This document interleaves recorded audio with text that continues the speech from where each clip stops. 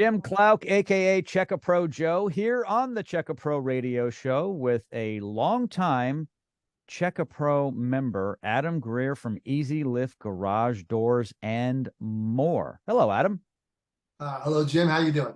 I am living the dream. Thank you so much for joining me here on the program today. I love reaching out to you when a homeowner asks a question here at the radio show. You are my garage door expert. As a matter of fact, everybody, Adam and his team put in 2 brand new garage doors a number of years ago, and they still look like they're brand new. So thank you, by the way. More than welcome. That was a great job. Yeah, so question came in, and I think this is kind of a silly question, but I don't know if you will. That question is, why should I hire a professional garage door company? So what's the difference between a company like yours, which is a professional garage door company, and let's say maybe a handyman? Yeah, it is a great question, and it comes up regularly. And we'll get people. There's so many layers to this. I don't want to dog every handyman. There are some great handymen, and sometimes I wonder why they classify themselves as handyman, because sometimes that has such a negative thing to it. And but your standard just handyman, the guy who can fix anything, he'll come in and fix it. He'll look at it and I can put a little in and make it work, but is it right?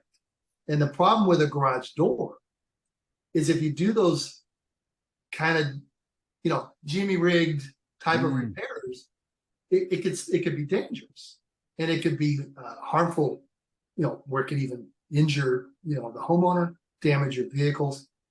So there is a right way to fix a door. And the problem is most people don't realize a door can weigh 16.7, which is your standard door, could weigh from minimum 140 pounds to as much as 280, depending if it's a storm rated door. And so you just don't want to play with that. There's a lot, those tracks are holding up a lot of weight. The spring is supporting and functioning the way it's supposed to.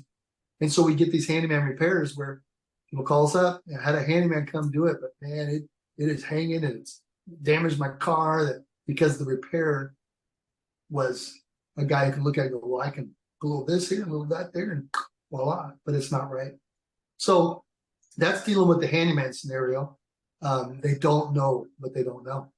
And they're used to just showing up and whipping out their saw and cutting here and cutting there and shaving there and making the thing work. So it's critical.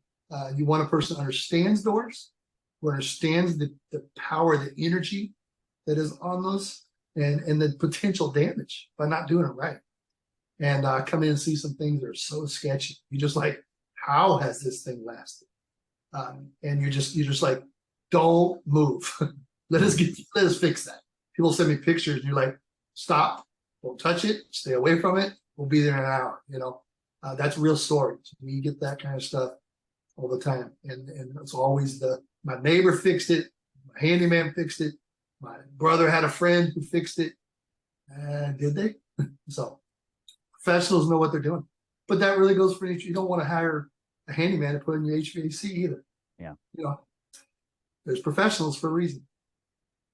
Yeah, you are a professional. You are well known in the greater Houston area, which is Houston, Texas. And the reason why I bring up Houston, Texas is the Texas part, because in Texas, you're not required to be licensed to do what you do. You're not required to be insured to do what you do.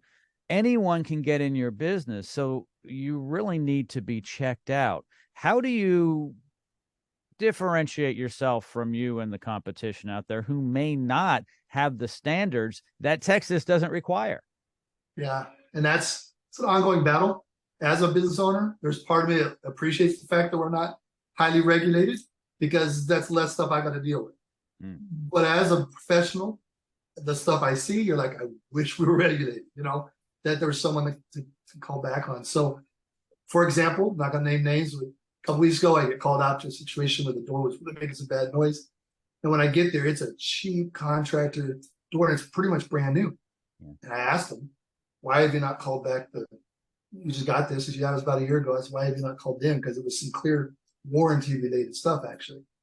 And they said, well, we had a bad feeling with them. and we spent so much on this door that I didn't want to miss him. And so we get talking. I'm like, this is a cheap door. What do you mean so much? I was so they were able. They shared with me, and it was a upgraded charge to a high end door, and it wasn't. This is just. I mean, I don't want to use names even of the brand, but this was the low grade contractor. Get it up, make it get through a year, and go on. That they paid $1,000 for upgrade to a professional grade door, and it was still the same crap door. Homeowner doesn't know the difference. So back to hiring a professional. Sometimes those who have a professional, they got a brand that says they're professional, they're still cons. So what does a professional mean? Do some research, find out who you're hiring, see what the reviews say. That because real professionals don't just have a good name necessarily or a good brand. It's still can be just as dangerous.